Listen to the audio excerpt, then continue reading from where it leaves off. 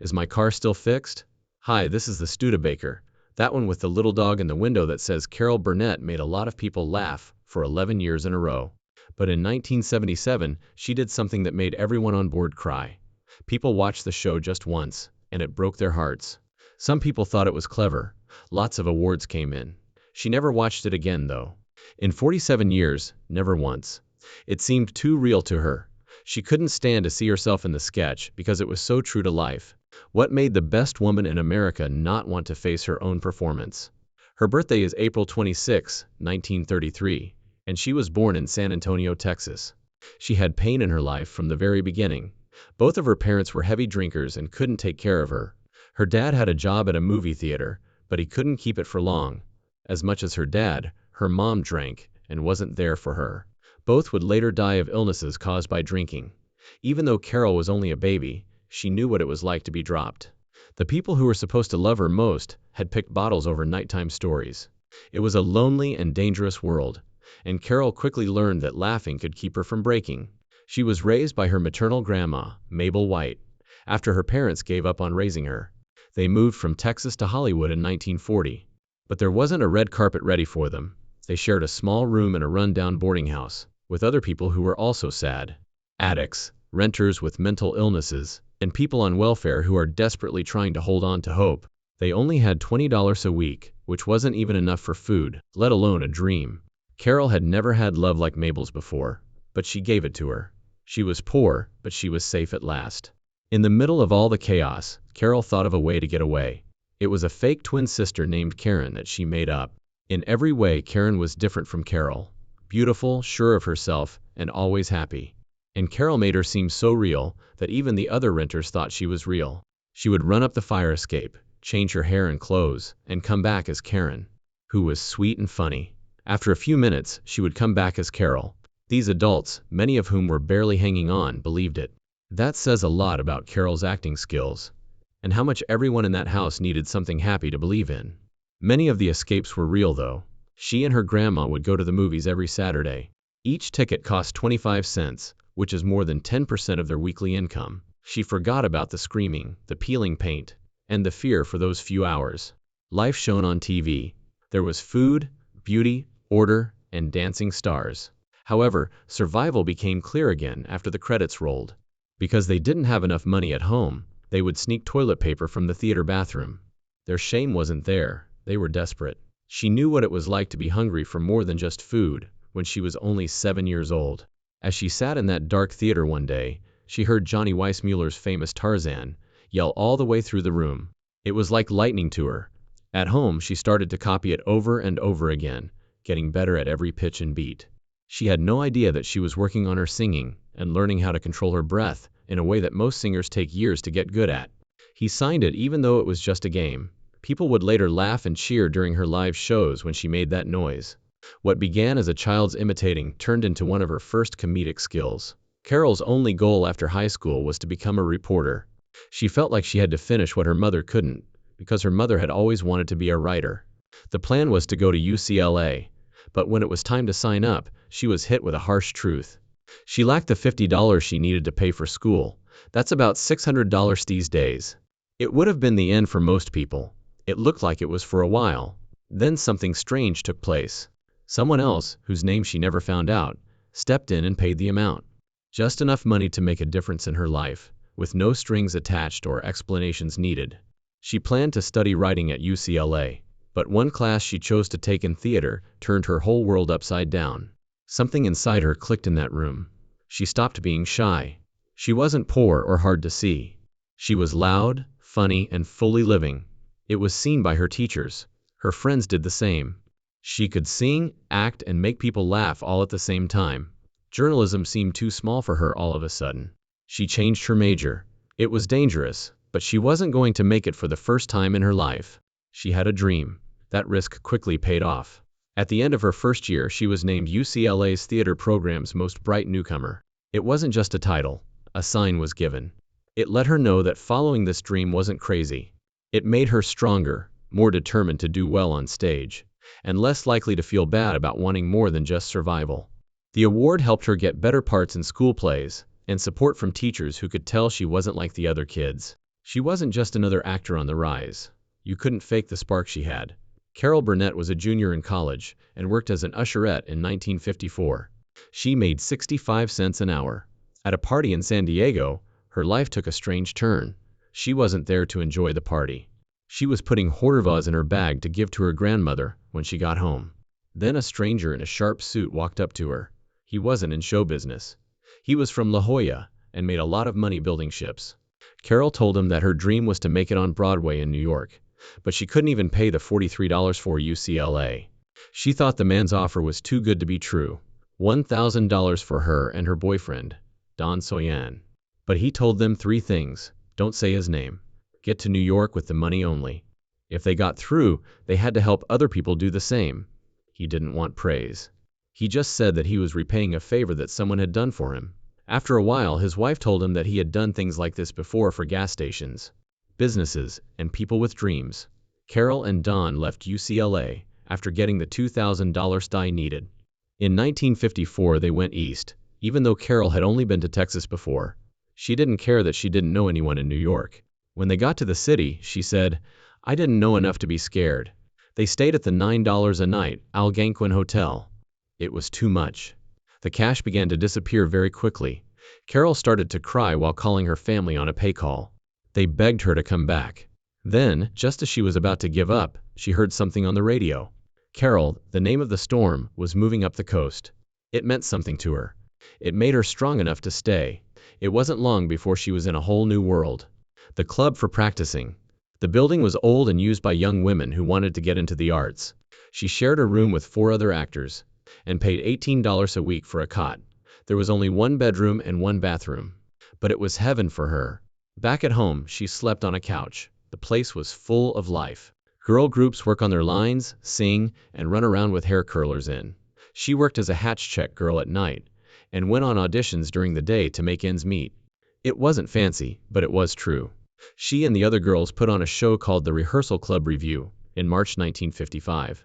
They invited managers and producers by mail. People with big names showed up, like Marlene Dietrich. That night, doors began to open.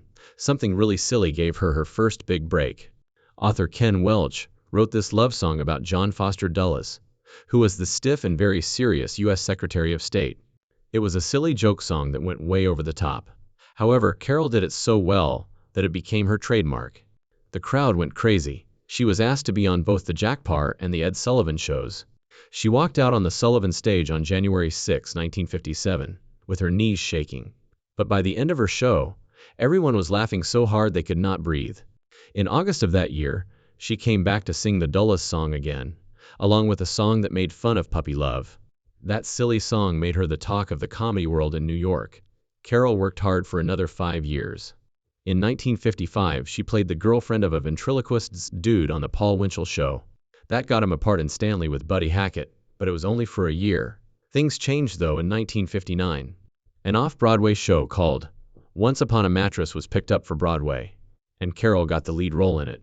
She played Princess Wyfred, a girl from the marsh who was loud and clumsy, and not at all like any princess from a fairy tale. The show became very famous very quickly. He put her forward for her first Tony Award, and Carol and Don paid back the full $2,000 in June 22, 1959. Exactly 5 years after she got that mystery loan. The millionaire didn't answer. He stayed unknown until the end. Carol was making $500 a week at that point, which made her feel like she had won the lottery. The movie Once Upon a Mattress wasn't even meant to be a hit. It began as a small project for summer camp. When it opened on Broadway in May 1959, critics didn't love it, but people did. For 470 shows, the show went from one building to another. What made the difference was Carol's show. The show ended in just 1 week after she left in June 1960. Her replacement only did 8 shows before the show ended for good. Carol was no longer replaceable. The Gary Moore Show then came along. Carol went from being a growing star to a full-on TV star between 1959 and 1962. In 1962, she got her first Emmy. Her role as a cleaning lady became famous, but what that show really did for her was teach her. Gary Moore's unrehearsed Q&A warm-ups gave the Carol Burnett Show its live crowd interactions that would later make it famous. Don Knotts and Jonathan Winters are 2 other big stars who got their start on the show. That show was one of the most important comedy shows ever. It ran from 1950 to 1967. It taught Carol a lot about time, character, and taking risks. There was another amazing event in 1962, this time at Carnegie Hall. CBS wasn't sure if they should let her do a show with Julie Andrews. They said Carol was already on TV every week, and Julie wasn't well known enough. But Michael Dann and Oscar Katz, the two executives in charge, saw Carol having a hard time getting a cab one night after a work event. She made fun of the fact that a truck driver might take her home instead. Soon after, a truck pulled up and offered to take her home. They thought it was fate. The show was okayed. 3 big awards were given to that special. Julie and Carol at Carnegie Hall. It got an Emmy and a Rose d'Or. There was even a soundtrack from Columbia Records that made it to number 85 on the charts. But what came next was much better. After the Carol Burnett show started on September 11, 1967, television would never be the same again. No one thought Carol would be able to break through that wall, ChatGPT said. The Carol Burnett show had 30 million viewers every week for 11 seasons, from September 11, 1967, to March 29, 1978. That wasn't just good, it was historic. Not many shows have ever had that many viewers. It was more than just entertainment, it was an event. Time magazine even named it one of the 100 best TV shows of all time, and TV Guide ranked it at number 17. Variety ranked it at number 23. That's how big it was. The show wasn't just about big numbers, though. It changed television by being one of the first to have live comedy skits in front of a studio crowd. Saturday Night Live was influenced by this style. And Carol Burnett, she really broke new ground. She wasn't just another star. She was one of the first women to host her own variety show. At a time when most TV shows were run by men, she broke the rules and made it possible for many women to work in comedy. The show was popular no matter the day or time. People watched it on Monday nights at 10:00 or later on Saturday nights. Fans weren't the only ones who noticed. The Carol Burnett show won an amazing 25 Primetime Emmy Awards over the course of its 11-year run. That's right, 25, 25, 25. The awards weren't all in one category either. The show won for writing, musical material, choreography, and, of course, Best Variety Series. Harvey Korman won 4 Emmys for Outstanding Supporting Performance in 1969, 1971, 1972, and 1974. Tim Conway also won 4, 3 for acting and 1 for writing. The show's last season in 1978 went out with a bang, winning many awards, including Best Variety Series. And it didn't stop there. Carol Burnett won 2 Golden Globes in 1977 and 1978 for her work as an actress in a comedy or musical. The show also won the People's Choice Award for Favorite Variety Show 3 years in a row, from 1975 to 1978. Winning so many awards solidified its status as a TV classic. On the other hand, not everything was laughs and applause behind the scenes. During the 7th season, Harvey Korman almost quit for good. That week, Tim Conway and singer Petula Clark were guests, and they were 2 of the nicest people in show business. But Korman wasn't in the mood. He was rude and angry during rehearsals. Carol Burnett usually didn't bother him, but this time she did. After the Friday night taping, she asked him what was wrong and got a harsh answer. "I'm just not happy here." He then slammed the dressing room door in her face, and that was the end of it. Over the weekend, Korman changed his mind and begged for another chance. Burnett agreed, but with one condition: Monday morning, "I want to see you skipping and whistling down the hallway at CBS." And that's exactly what he did. He was skipping and whistling when he got off the elevator Monday morning.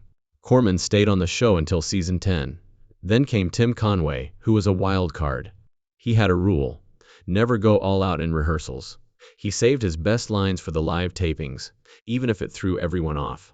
The best way to describe Conway's chaos was during The Elephant Story, in a sketch from the Family series. He used to say, "Some of it comes on the spur of the moment, and some I keep in the back of my mind." This meant that every performance was different and unpredictable.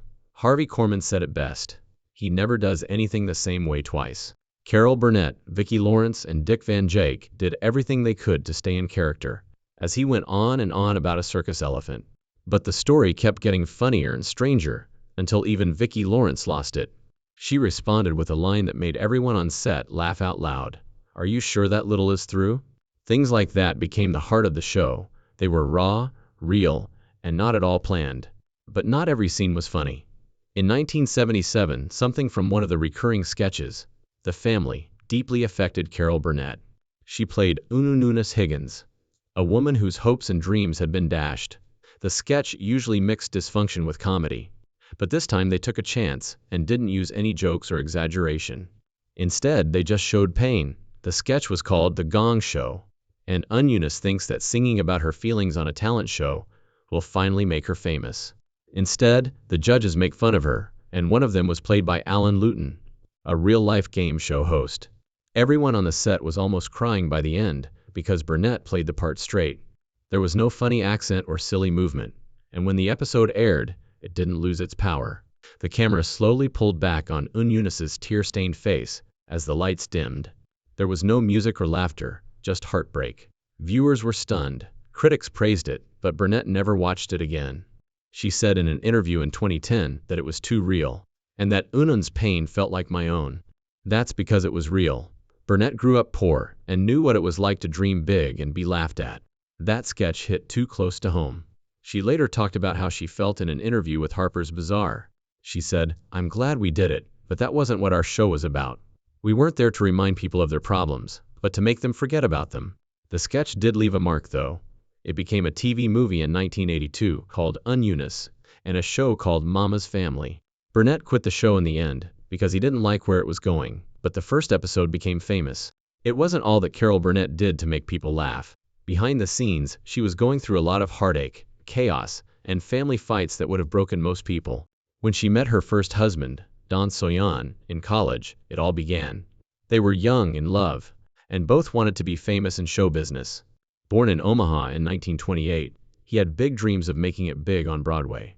They got married 3 years after meeting at UCLA in 1955, but their love didn't last. After Don's ex-girlfriend's daughter died, he was never the same. Carol's job went up while his stayed the same. The stress broke up their marriage. They broke up on Christmas Day 1959 and got a divorce in 1962. Don got depressed and drank too much until he died at the age of 62 in 1990. He never got to the point where he wanted to be on stage. Carol was only single for a short time. Soon after, she met Joe Hamilton. Joe was a famous TV director and had 8 kids from a previous marriage.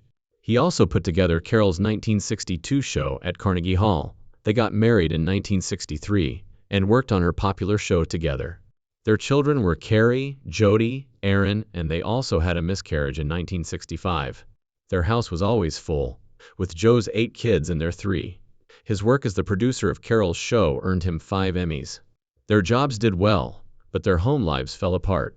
There was a false story in the National Enquirer in 1976 that Carol was drunk at a restaurant and sat next to Henry Kissinger. That really hurt her.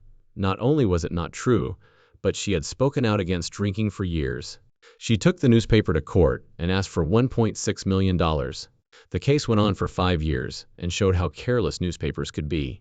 The person who was asked had been told by a paid source that Carol wasn't drunk, but the story was still spread. Even though she won the case, it was settled for about $200,000 after appeals. It wasn't about the cash. The goal was to clear her name, and it changed tabloid news for good. The most important fight of her life wasn't in court, though. It happened at home. By the late 1970s, her daughter Carrie was really hooked on drugs. Carrie used drugs like cocaine, marijuana, mushrooms, and quaaludes when she was only 13. In the end, she said that she did drugs to stop being Carol Burnett's daughter and be her own person. Carol saw her child leave her between 1976 and 1979. She sent her to rehab after rehab. Carrie ran away from a Texas facility at one point. Carol was afraid she would lose her daughter for good. Carrie got clean in the end when she was 17, but it wasn't easy. Carol had to make the most difficult choice of her life. She made Carrie hate her for it, but Carol once told her, "You have to love them enough to let them hate you." They didn't talk for more than a year, but she didn't give up. They became closer than ever when Carrie came back. Carrie got a big part on the TV show Fame, which showed she was talented. They worked together in movies and TV shows, and she even wrote a play about Carol's life called Hollywood Arms. Even though they were joined at the hip, tragedy struck again. She died in 2002 from pneumonia, brought on by lung cancer that had spread to her brain. She was only 38 years old. She never saw the first show of Hollywood Arms. Carol felt sorry for herself, But she kept going because I owed it to Carrie. Carol's second marriage ended in 1984. At that point, Carrie's addiction. The stress of their jobs and their relationships had worn her and Joe Hamilton down. Their two younger girls went to live in Hawaii with their grandparents, so they wouldn't have to see their parents fight. Once they were no longer married, Joe stayed close to his family until he died of cancer in 1991. But Carol found love again, even though she had been married twice and been through two terrible breakups. At a show in Long Beach in the late 1990s, she met Brian Miller. It didn't matter that he was 23 years younger. In 2001, they got married. He was 45 years old and she was 68 years old. Carrie died just 2 months after that. Brian was there for Carol when things were at their worst. They've been together ever since he pushed her to finish Hollywood Arms. In the early 2000s, Carol's youngest daughter Erin was struggling with drug abuse and couldn't take care of her own kid. Carol and Brian did what they could. They took Dylan, their grandson, into their care. Erin's drug use had turned into a nightmare that lasted 19 years. She had been to rehab 8 times and stayed there for almost 240 days. When Erin's house became dangerous for her son, the court stepped in. In July 2020, Erin told her kids that he was going to kill himself. She was put on a mental hold after the police got involved. Soon after, Carol asked the court to become Dylan's permanent guardian. The court gave Carol and Brian temporary custody within a few weeks. She did something else to protect her family, even though it hurt her. When Carol Burnett showed up in the last season of Better Call Saul, everyone was shocked. Even though she was 89 years old, she was still a great actress. She played Marion, an older woman who was kind but smart, and who slowly found out the truth about Saul Goodman. In the episode Waterworks, she went into her kitchen and used Ask Jeeves to find out what Saul was telling lies about. Everything changed when she found it. I believed in you. That moment will never be forgotten. Saul got scared. The anxiety built until she said one thing that broke his heart. He even thought about keeping her quiet for good. Vince Gilligan, who helped make the show, later said that writing a scene where Saul thought about killing Carol Burnett's character was awful. He said she was an American gem. But that's what made it so strong. People were on edge because of her quiet power and shaking voice. Once she was relaxed, she pressed her life alert button and turned Saul in. Some reviewers said it was one of the scariest and best parts of the show's history. The range of Burnett didn't just surprise people that one time. In the 1990s, she was a guest star on the TV show Mad About You. With Paul Reiser and Helen Hunt in the lead roles, the show was already a big hit. The way Burnett played Teresa, though, really made it stand out. She got an Emmy in 1997 for being the best guest actress in a comedy show. She wasn't just a sketch performer after that win. She would be just as good at current sitcoms. Her scenes didn't feel like the loud physical comedy she did on her variety shows. It was less loud, smarter, and really funny. For her guest spot, she won the American Comedy Award for 2 years in a row. It wasn't luck. Because they had done it for decades, they were very good at it. She was nominated for 25 Emmys over the course of her work, and those 2 awards were just 2 of them. As the 2000s went on, Burnett's voice filled in for her on stage comedy. She went straight into animated movies and gave her voice to bright, fun creatures. The movie Horton, Here's a Who, a CGI version of a Dr. Seuss book, was her biggest hit in 2008. She was in the movie with Jim Carrey and Steve Carell. It was a worldwide hit and made $298 million, even though it only cost $85 million to make. In 2001, she did the voice of Mrs. Hammerbotham in The Trumpet of the Swan, which starred Reese Witherspoon, Jason Alexander, and Mary Steenburgen. These parts brought her to the attention of kids who had never seen The Carol Burnett Show, but her voice still had the same warmth, charm, and wit. She made a difference even though she wasn't on TV. Her singing was perfect. When Burnett went back to Broadway at the end of the 1990s, it was like coming home. Putting it together, Stephen Sondheim's musical review opened at the Ethel Barrymore Theatre on November 21, 1999, with her as the lead. It was put on 101 times, with 22 previews. Theater greats like George Hearn, Ruthie Henschel, and John Barrowman were in the play with Burnett as the wife. She hadn't been on Broadway in 30 years, but when she got there, it was like she had never been away. The show was even filmed live for TV and home video releases. The recordings caught both planned and unplanned moments, like when her skirt fell during a scene, and she used it as a joke in the middle of the performance. Even reviewers who didn't love the show as a whole had good things to say about Burnett. Sondheim's difficult music was easy for her to play. showing that her stage presence was still unmatched. And just when everyone thought she was done, Carol Burnett showed up again. This time it will be on Apple TV Plus in 2022-24. In Palm Royale, she played Norma Delacorte, a rich woman from Palm Beach who falls asleep and doesn't wake up until the very end of the show. The part called for a lot. Burnett not only had to do physical comedy, but she also had to make up a kind of nonsense conversation to sound like someone who was just starting to speak again. She made everything up on the spot. No matter what age, that level of improvising is hard. But Burnett was 91 years old. She was nominated for an Emmy for Best Supporting Actress in a Comedy Series for her work. She was the oldest woman to be nominated for an Emmy in its history. The first episode aired on March 20, 2024, and the show went on to get 11 votes. There were many big names in the group, like Kristen Wiig, Ricky Martin, Laura Dern, and Allison Janney, but Burnett stood out. Once more, new watchers found a woman who had been making people laugh for more than 70 years.